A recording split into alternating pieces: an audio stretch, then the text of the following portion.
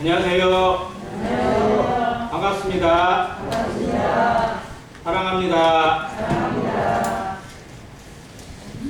10월 시작됐습니다. 뒷판에 곡식도 풍성하게 입혀져 있고 이미 수술을 한 그런 연도도 보이는 것 같습니다.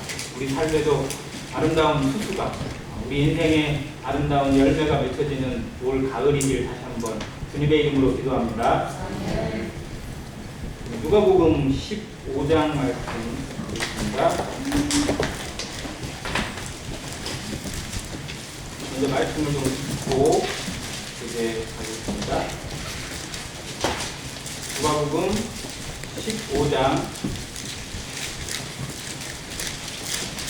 7절부터 24절까지 교독하겠습니다.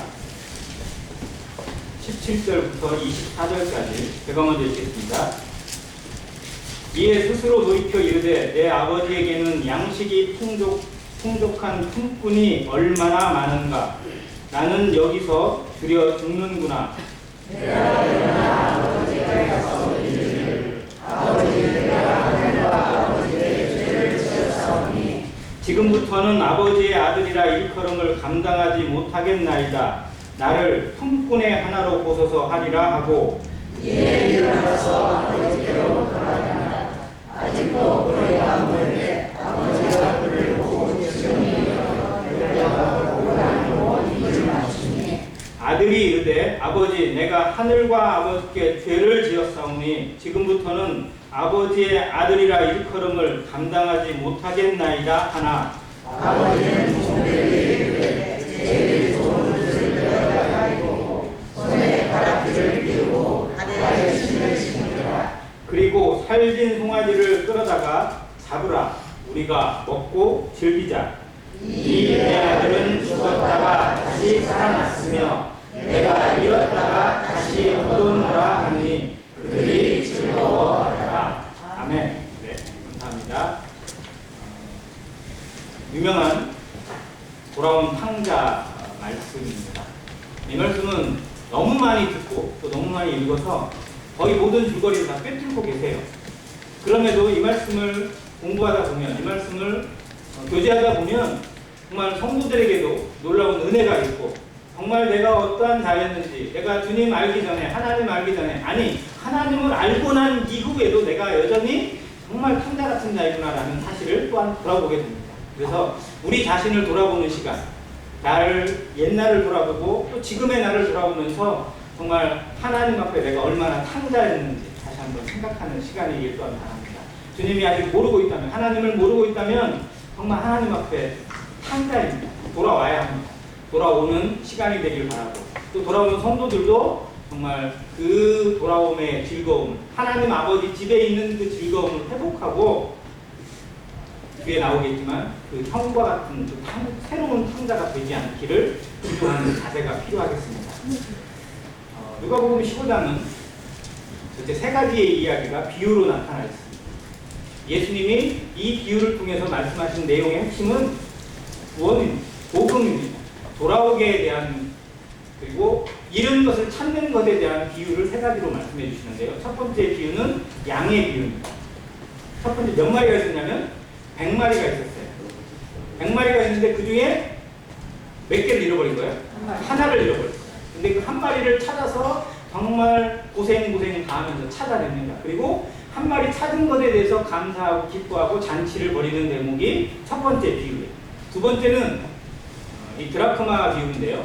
몇 드라크마 있었어요? 10개의 드라크마가 있었어요.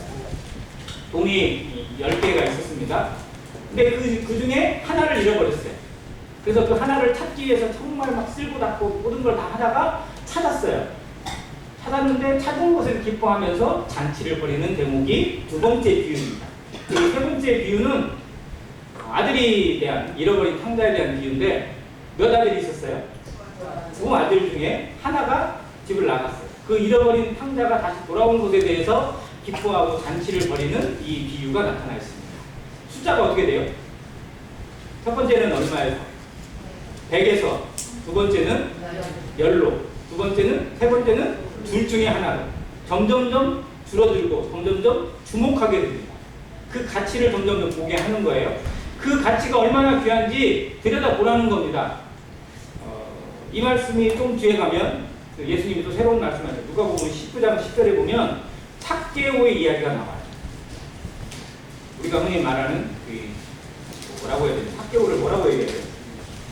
무슨 정말 좀 사람들에게 버림받고 뭐 볼품으로 봐도 외모로 봐더라도 별 볼 일 없는 그 삭개오의 집을 찾아가서 삭개오에게 하나님의 구원을 선포하시는 예수님, 그리고 그 마지막에 예수님이 하신 말씀이 정말 놀라워요. 10절인데요. 인자에 온 것은 뭐예요? 잃어버린 자를 찾아 구원하려 합니다. 이 집도 여기 있는 이 사람도 바로 아브라함의 자손이라고 얘기하면서 내가 여기 온 목적, 내가 세상에 온 목적이 뭐냐? 바로 이런 사람을 찾기 위해서, 잃어버린 자를 찾아서 구원하기 위해서 내가 왔다고. 그리고 그 구원을 위해서 내가 장차 저 십자가에 달리는 자가 될 거예요. 내가 너희의 모든 죄를 사하기 위해서 너희의 죄를 감당하고 너희의 죄를 짊어지고 저주를 받고 십자가를 지는 자가 될 것이다. 그러나 그게 무엇 때문이다? 바로 잃어버린 자를 찾아 구원하기 위함. 하나님께 잃어버린 자, 하나님께 속해 있다가 마귀에게 뺏긴 자, 마귀에게 그 생명을 담보로 쫓겨다니는 자, 인생을 벌모로 잡혀가지고 일세매며 종로를 타는 자들을 구원하기 위해서 예수님 오셨다고 선포해 주시는 거고, 그 비유의 핵심이 바로 여기에 있는 잃어버린 탕자, 돌아온 탕자의 비유가 이 비유의 핵심이기도 합니다. 이 내용을 통해서 정말 내가 어떤 사람이었는지, 내가 하나님 앞에 얼마나 큰 죄인인지 다시 한번 생각하시기 바랍니다. 그리고 내가 어디로 돌아가야 할 것인지, 내가 돌아가야 할 본향이 어디인지, 내가 정말 돌아가야 될 집이 어디인지 다시 온전히 생각하고 고백하는 시간이 되길 바랍니다. 이제 그림 하나를 보여드리겠습니다. 전에도 한번 보여드렸는데요.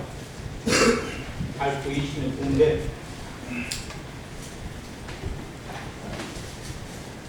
보셔서 알죠? 이 그림을 그린 화가가 밑에 써있는데 보이세요? 안 보이세요? 시력 테스트 한번 해볼게요. 보여요? 보이세요? 상식으로 좀 알고 계세요. 이 그림은 그린 사람은 네덜란드의 화가 렘브란트입니다. 렘브란트라는 화가를 흔히 유명할 때 뭐라고 하냐면 빛의 화가라고 얘기해요. 자, 이 그림을 보면 빛과 어둠이 나눠져 있어요. 보이세요? 자, 빛이 어느 쪽에 보이나요? 자, 아들이 있고 또 누구에게 빛이 있어요? 아버지에게 있죠. 그리고 이쪽에 있는 이게 큰아들인데 큰아들에게는 다 비쳐요? 조금만 비쳐요? 이게 암시예요. 이 그림을 자세히 들여다보면 정말 놀라운 암시가 많이 담겨져 있습니다. 자, 이 렘브란트가 1669년에 이 그림을 다 완성을 못하고 이렇게 했다고 나타나 있는데요. 유작이라고 표현을 합니다. 네, 렘브란트가 1600년에 태어나서 1670년에 죽어요. 지금 인생 마지막에, 그의 삶의 가장 마지막에 그린 그림이 바로 이 그림입니다. 그가 자기를 여기다 표현했어요. 자기가 누구예요? 자기가 이 탕자예요. 그리고 여기에 서 있는 아버지는 누구예요? 하나님이세요.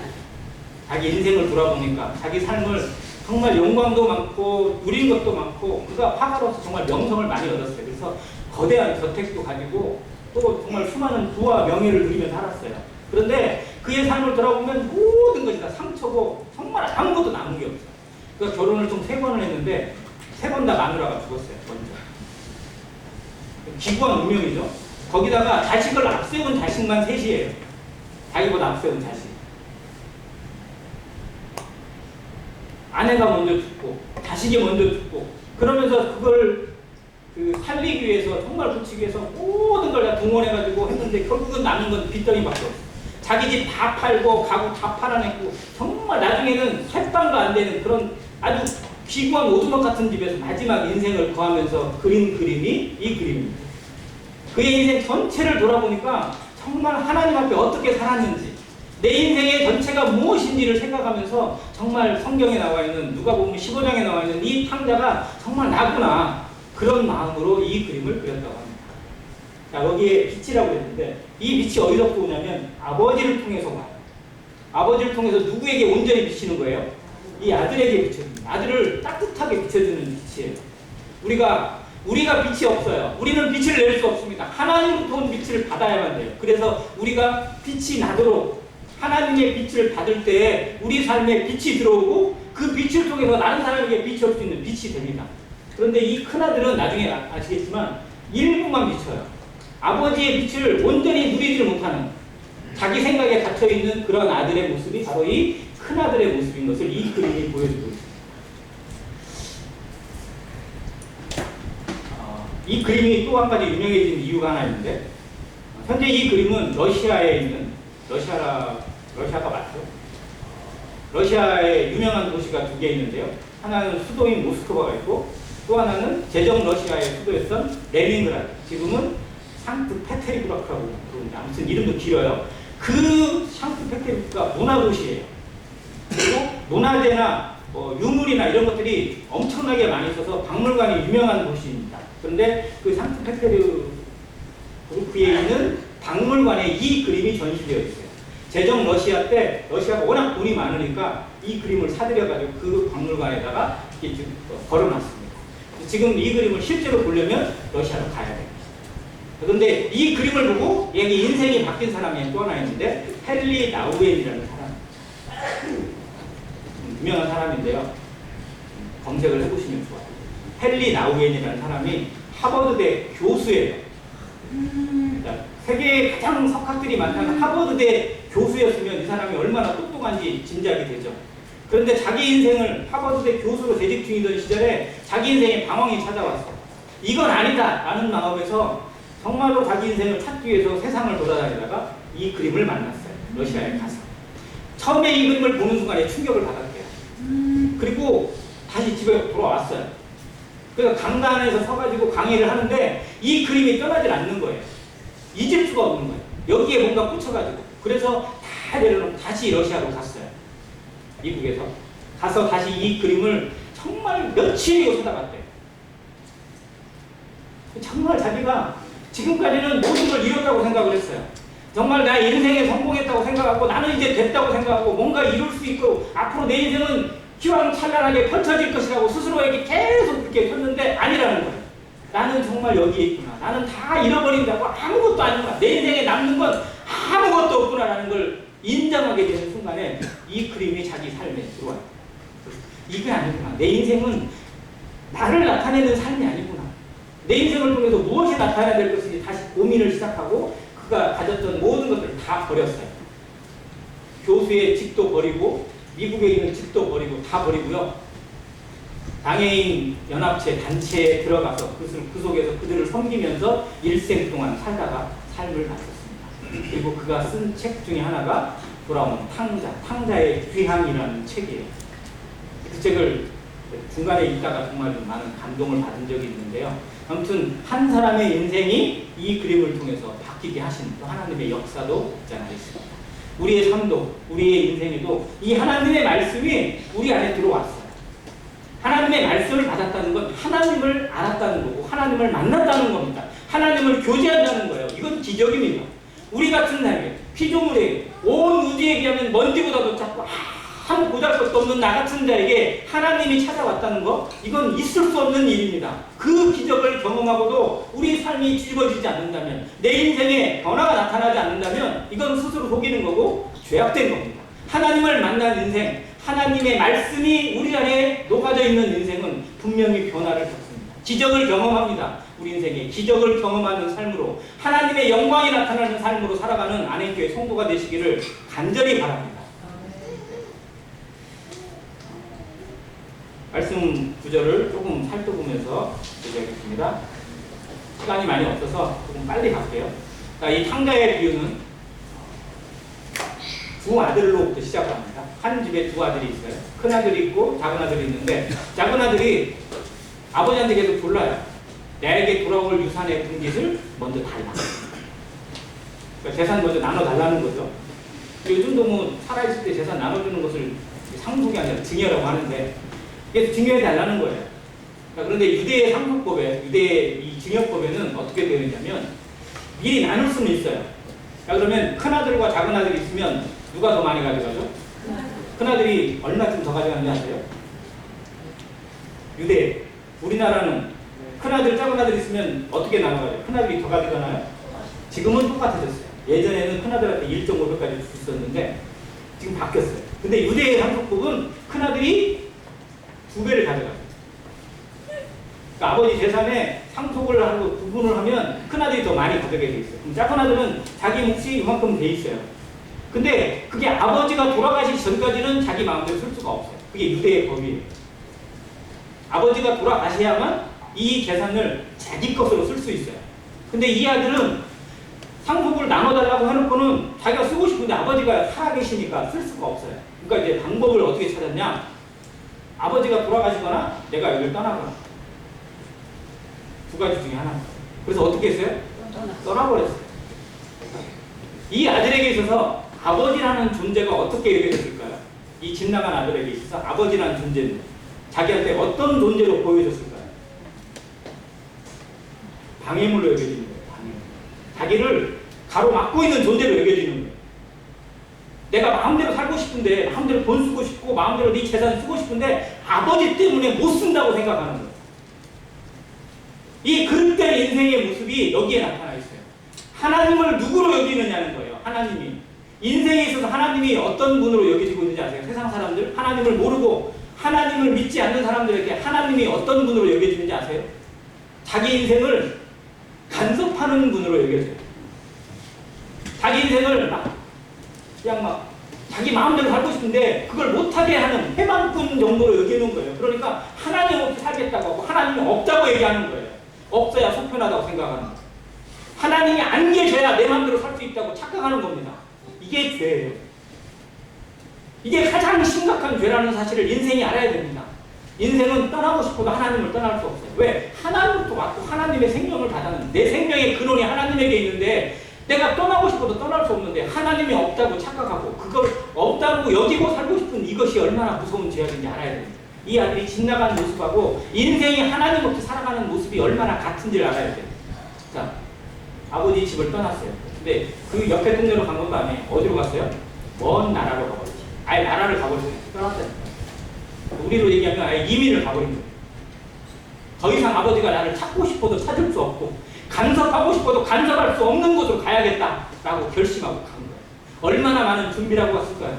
얼마나 즐겁게 살고 얼마나 뜨겁게 살고 얼마나 내 인생을 즐기며 살겠다는 계획 가운데 그런 포부 가운데 살겠어요.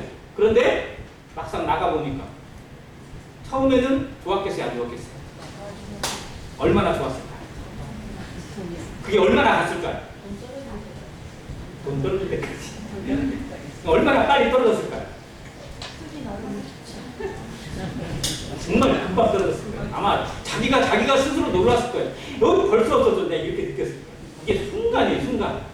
인생이 어떤 것을 딱 맛봤을 때 정말 단맛을 맛봤을 때 그것이 영원할 것 같고 그것이 안 없어질 것 같은데요. 먹다 보면 금세 없어지고요. 사라지는 것은 일도 아니에요. 시골에서 막 저희 어머니가 좀 뭘 싸주실 때 보면 막 많이 싸주시는 편이에요. 저는 막 조금만 하라고 계속 그러고 어머니는 막 더 주려고 그래서 신랑이를 많이 버리는 편인데 저 언제 다 먹냐고 이제 가져왔는데 어느 순간에 보면 없어지더라고요. 물론 다 없애지 못하는 것도 있긴 해요. 그게 인생의 모습이에요. 뭔가 많은 것 같은데 뭔가 풍족한 것 같은데 막상 거기에 접해보면 아무것도 아니에요. 순간 사라집니다. 그걸 경험하고 나니까 이게 뭐지?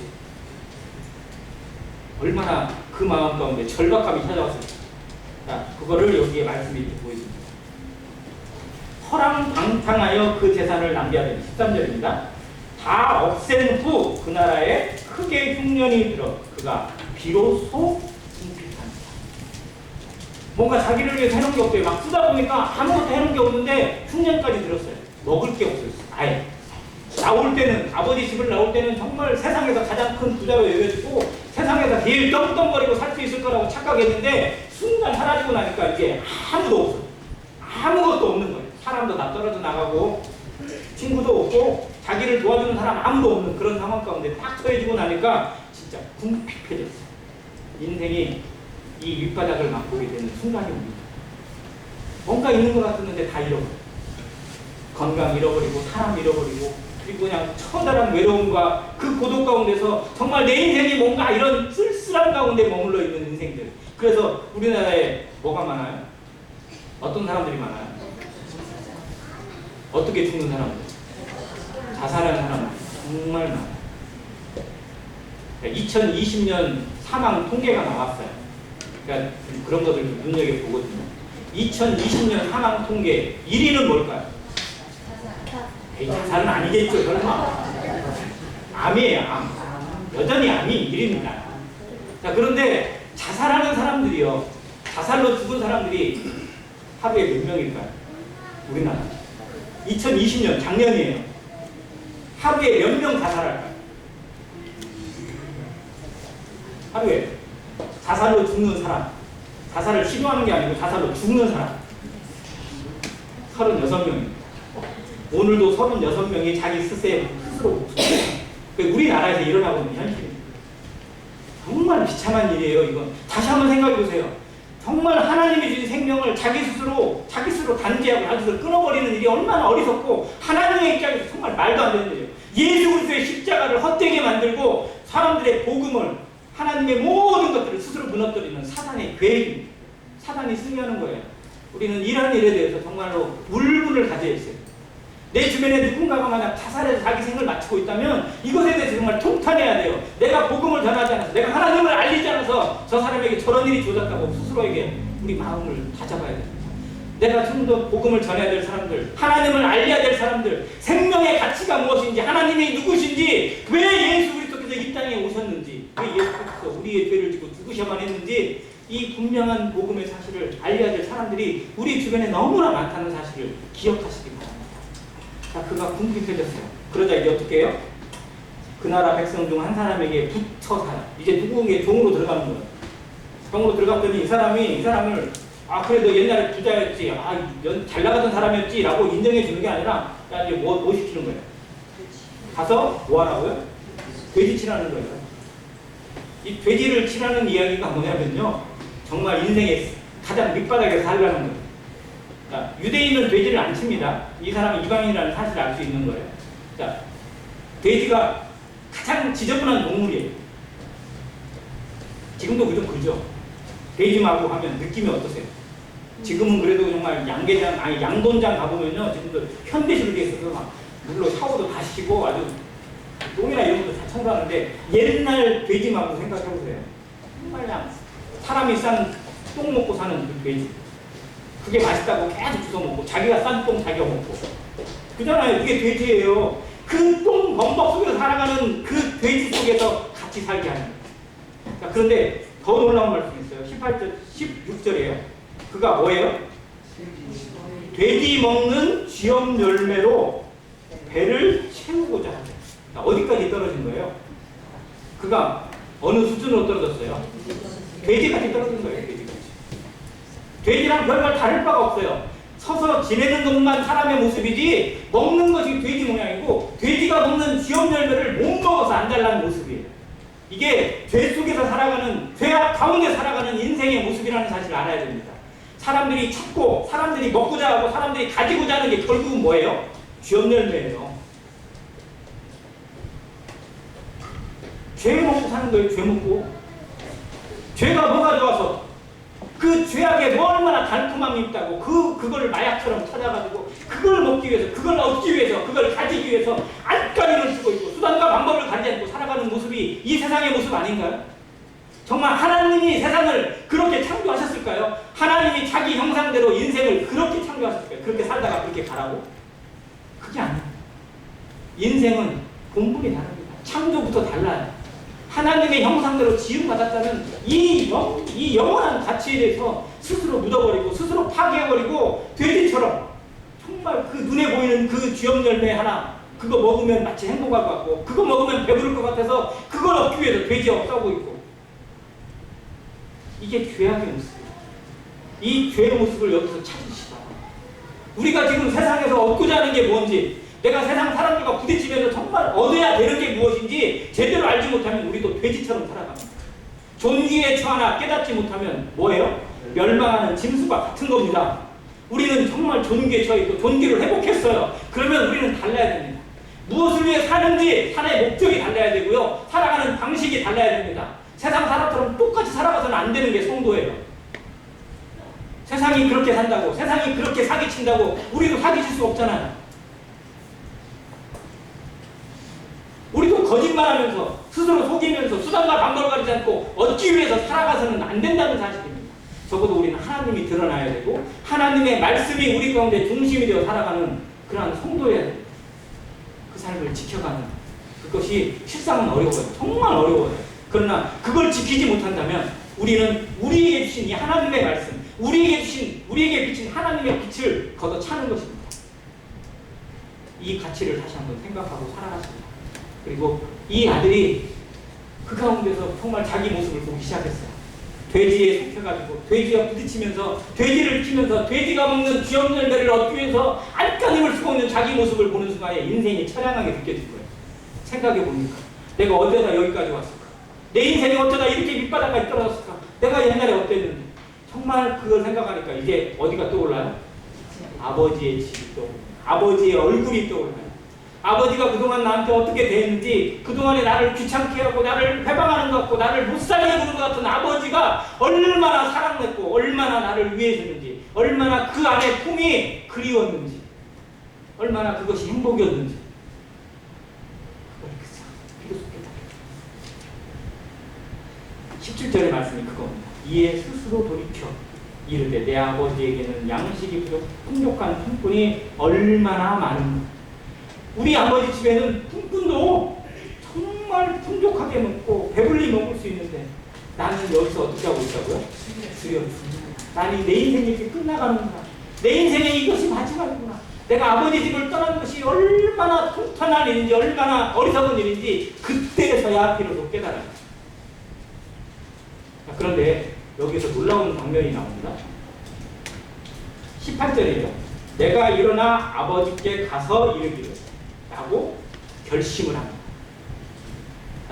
17절에 나와 있는 것은 어떻게 얘기하면 후회. 내가 선택한 것에 대해서 후회합니다. 하나님을 떠난 것에 대해서, 내 인생 내 마음대로 사는 것에 대해서 후회는 세상 사람들도 다 해요. 누구나 후회는 합니다. 그런데 뭐를 못해요? 후회는 하는데 정말 결정적으로 뭐를 안 하냐면 회개를 안 해요. 후회와 회개는 완전히 다릅니다. 후회는 뭐 하는 거예요? 이럴 걸만 하는 거, 걸만. 이렇게 하지 않았을 걸. 저렇게 했을 걸. 저렇게 했으면 훨씬 좋았을 걸. 그런데 회개는 뭐예요? 그거를 다시 돌이키는 거예요. 이게 회개예요. 돌이키는 회자, 고칠 개자가 회개잖아요. 그거 돌아가야 돼요. 자기 자세를 바꾸고, 태도를 바꾸고, 자기 삶을 바꿔서 다시 하나님께로, 아버지께로 돌아가는 것이 회개입니다. 후회는 그 자리에서 계속 회개합니다. 그 자리에서만 후회하는 거예요. 세상 사람들은 후회만 해요. 왜? 돌아가야 될 곳이 없다고 생각하는 거예요. 어디로 돌아가야 될지를 모르니까. 그래서 우리가 알려야 되는 거예요. 어디로 돌아가야 될지. 인생이 돌아가야 될 집이 어딘지, 정말 본향이 어딘지, 하나님의 처소가 어딘지, 왜 하나님께 돌아가야 되는지를 알려줘야 됩니다. 그러니까 아버지의 집이 있다는 사실. 내가 이렇게 죄짓고 허랑방탕 아버지 재산 마음속 아버지를 배신하고 아버지를 무시하고 내 마음대로 살아왔지만 정말 내가 거기로 돌아가야만 내 인생에 희망이 있고 내 삶에 희망이 있다는 사실을 알았던 거예요. 그래서 20절 이 말씀이 중요합니다. 이에 일어나서 아버지께로 돌아간다. 이 말씀의 가장 핵심의 변화는 여기에 있습니다. 이에 일어나야 됩니다. 내가 죄인이라는 사실을 깨달았습니까? 알았습니까? 하나님 앞에 죄가 무엇인지 알았습니까? 일어나야 됩니다. 성도들, 하나님의 말씀이 무엇인지 알았습니까? 들었습니까? 깨달았습니까? 일어나야 됩니다. 여기 표 우리가 그랬잖아요. 일어나라 빛을 발하라. 일어나야 됩니다. 성도들도 말씀 앞에 일어나야 되고 우리 삶이 계속 잠자도록 거기에 머물러 있도록 게을러지도록 놔두서는 안 돼요. 일어나야 됩니다. 일어나서 하나님 앞에 서야 됩니다. 하나님의 뜻이 무엇인지 듣고자 해야 되고 그 앞에 순종하고자 해야 됩니다. 우리의 자세가 바뀌면, 우리의 태도가 바뀌면 성령의 역사가 나타납니다. 내 태도를 안 바꾸니까 성령을 경험을 못하는 거예요. 성도들의 삶에 왜 변화가 없을까요? 내 태도를 바꾸려고 하지 않는데, 내가 회개하지 않는데 어떻게 성령이 역사되어요? 일어나야 됩니다. 일어나서 내 자세를 바꿔야 돼요. 내 태도를 바꿔야 되고 내 마음을 바꿔야 됩니다. 이것이 변화예요. 그리고 그 변화가 되었을 때 성령의 우리 위로가 있고 우리를 도우시는 손길이 있다는 사실을 경험하게 됩니다. 이것이 매일매일의 기적이에요. 이 아들이 일어났습니다. 돌아갔어요. 아버지 그 먼 길을 다시 돌아갑니다. 힘차게 갔을까요? 터덕터덕 갔을까요? 힘도 없죠. 그냥 이 그림에 보시면요 정말 이걸 자세히 나옵니다. 그러니까 머리가 어때요? 머리 보이세요 혹시? 아들의 머리? 머리가요 그냥 거의 김두식 형님 머리하고 꼭 탕자의 모습하고 거의 모델이 거의 비슷하시는 것 같아요. 머리가 거의 없어요. 그리고 자세히 보시면 머리가 병들었어요. 머리에 온갖 한번 생각해보세요. 돼지마구에서 그냥 그렇게 거기서 살았으니 머리에 뭐 좋은 게 있겠어요? 여기가 병들어 있어요. 자, 옷은 완전히 무더기 옷이 됐어요. 자, 발이 보이세요? 발? 한 발은 신었고 한 발은 벗었어요. 신발 하나도 없어. 왼발이 없어요. 그러고 돌아왔어요. 그러고.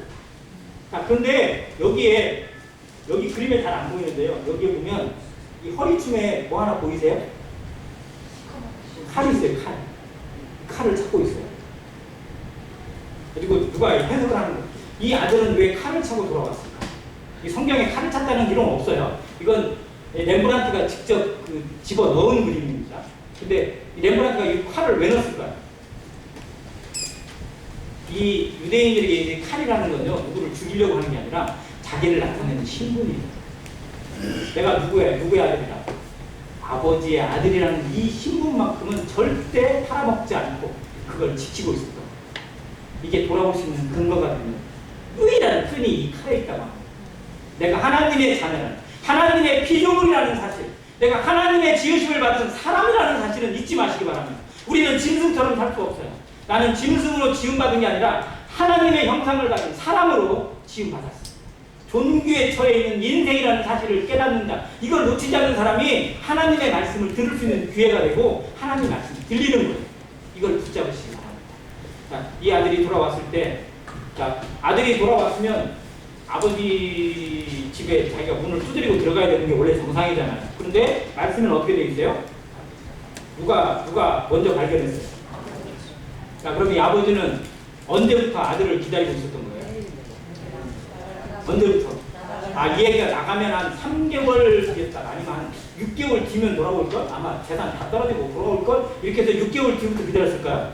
아니죠. 언제부터? 집 나가는 그날부터 기다렸어요.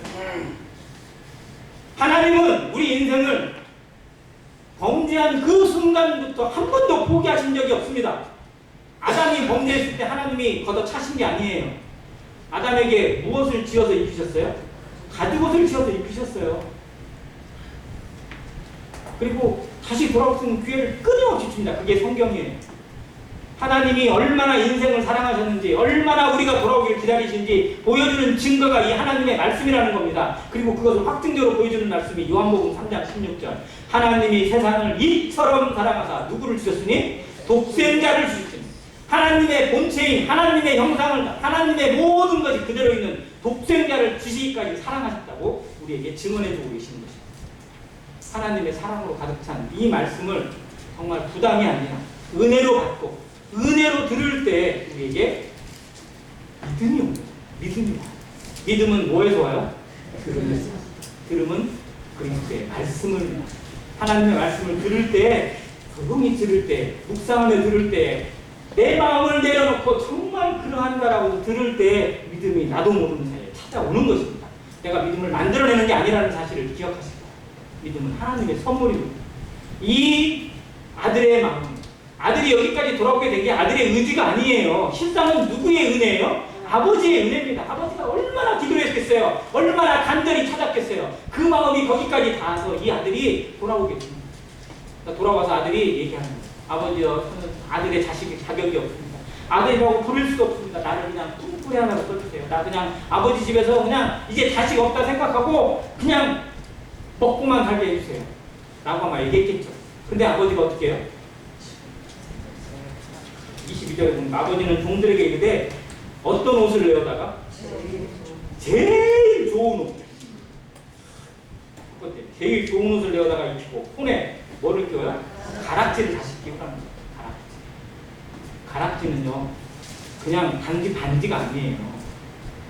유대인들에게서 가락지는 아버지의 권위를 상징하는 거예요. 그 권위가 여기 아들에게 다시 이어집니다. 권위를 다시 주는 겁니다. 다시 회복하는 거예요. 그리고 발에 신을 신기라. 근데 이전에 여기는 안 나와있지만 목욕을 먼저 시켰어요.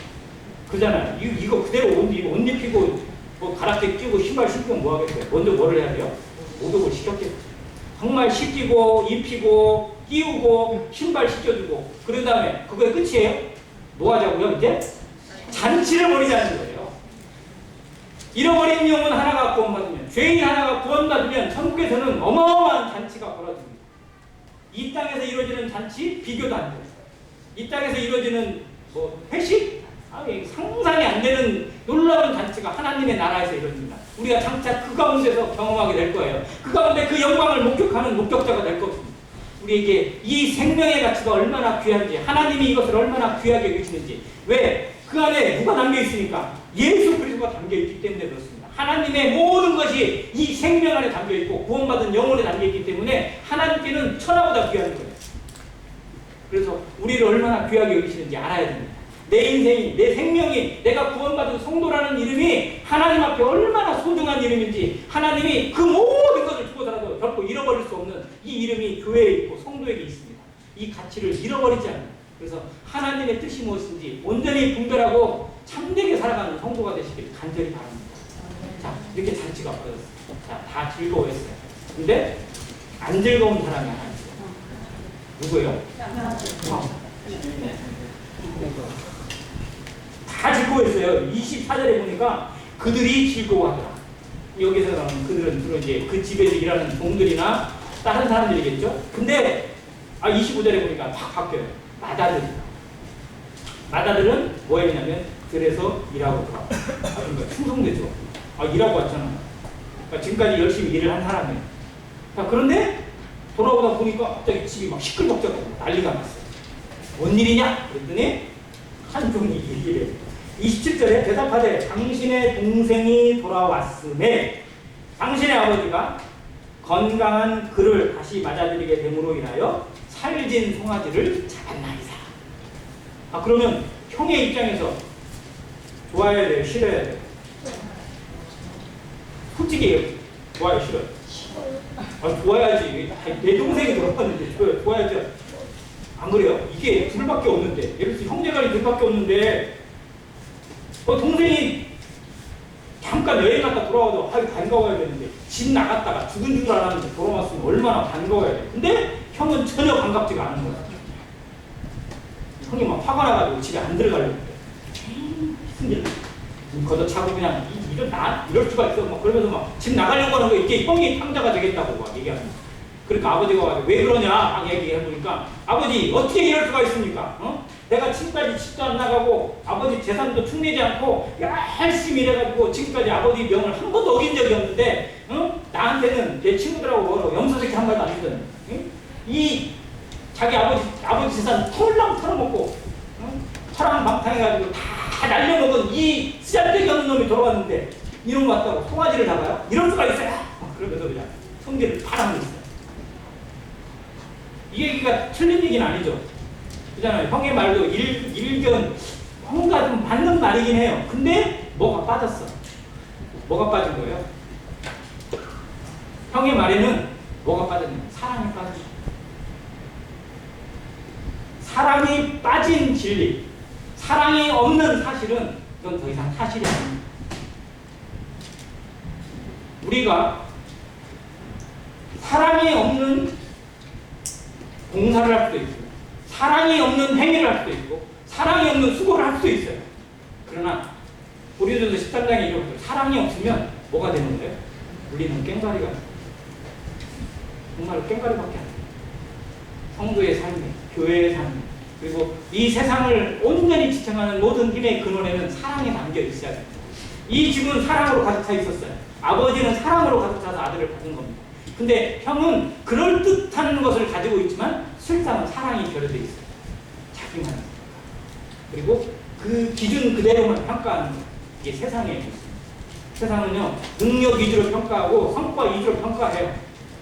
물론 말도 안 되는 성과로 50억을 받은 사람도 있지만, 근데 아무튼 세상의 기준은 그거예요. 뭔가 있으면 그만큼 해주고 없으면 그냥 얄짤 없어요. 그게 세상의 법칙이에요.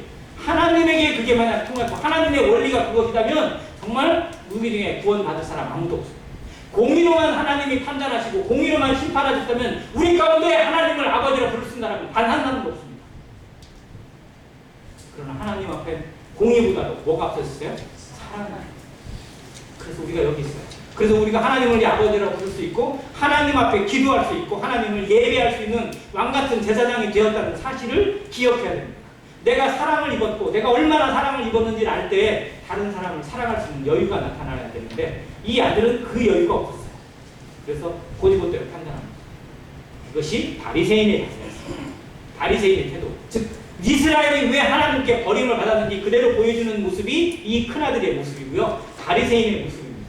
또한 이 시대의 종교인의 모습이기도 합니다.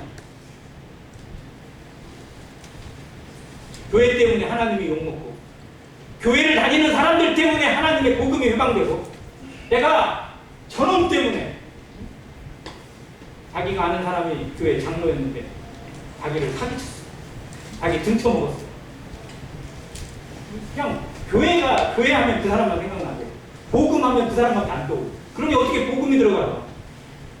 이 종교인의 모습이 복음의 가장 큰 회방거리라는 사실을 기억해야 돼요.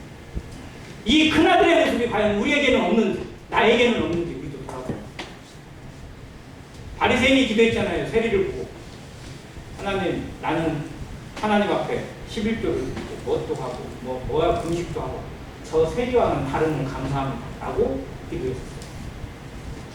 우리도 꼭 그러잖아요. 나는 그래도 저 성도보다 낫고 나는 누구보다 낫고 나는 그러니까 하나님 이렇게 기도해도 되겠지요? 라고 혹시 우리를 내세우진 않는지 우리 마음에 그런 교만이 위선적인 교만이 우리를 좀먹고 있는지는 않는지 우리 스스로 돌아봐야 됩니다. 정말 우리가 얼마나 탕자의 모습인지 집 나간 탕자, 집 안에 있는 탕자의 모습을 우리 스스로 들여다봐야 됩니다. 뭔가 잘하는 것 같지만 실상 자기만을 내세우고 있다면 집 안에 있는 탕자의 모습이에요.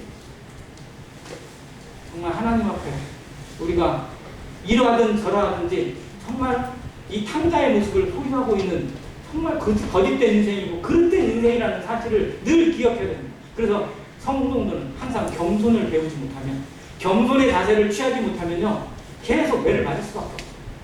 우리 안에 이 고난을 허락하시고 어려움을 허락하시고 또는 시험과 실패를 주시는 이유는 우리 자신을 다시 돌아보라는 겁니다. 네가 얼마나 하나님 앞에 탕자의 모습이 가지고 있는지 때로는 얼마나 이 큰아들처럼 다른 남들 판단이나 하고 남들 손가락질만 하면서 동생을 업신여기는 자세로 살아오진 않았는지 우리 자신을 돌아보라는 겁니다. 그래서 하나님 앞에 바른 자세가 무엇인지 하나님이 정말 우리를 얼마나 사랑하시고 불렀는지 이 두 아들을 통해서 들여다보게 하십니다. 이 안의 은혜를 통해서 아버지의 은혜, 하나님의 은혜, 나와 같은 자를 정말 모든 것 다 잃어버리고 그때서야 겨우 두 손 들고 하나님 나를 불쌍히 여겨달라고 하는 자를 끝까지 사랑하시고 지금도 사랑하셔서 하나님의 가장 좋은 것으로 입히시고 가장 좋은 옷을 입히셨잖아요. 우리에게 입히신 옷이 뭐예요? 무슨 옷을 입겠다고요? 예수 그리스도로 옷 입히셨어요. 한번 생각해보세요. 예수 그리스도의 옷보다 더 좋은 옷 있어요? 세상에? 아니 온 우주에 그리스도로 옷 입는 것보다 더 큰 영광이 어디 있겠어요? 우리가 그 옷을 입었다니까요. 그 옷의 가치를 느끼세요? 그 옷의 영광을 우리 삶에서 경험하시길 바랍니다. 예수 그리스도로 옷 입는 나, 예수 그리스도로 옷 입고 있는 나, 성령으로 덧입혀진 나, 하나님의 모든 것으로 채워졌는데도 뭐가 부족하고 뭐가 없는 것처럼 아쉬움만 원망만 판단만 하지 말고 정말 감사하는 성도의 삶으로 정말 이 놀라운 삶으로 하나님을 예배하는 안익교회 성도가 되시기를 간절히 바랍니다. 감사합니다.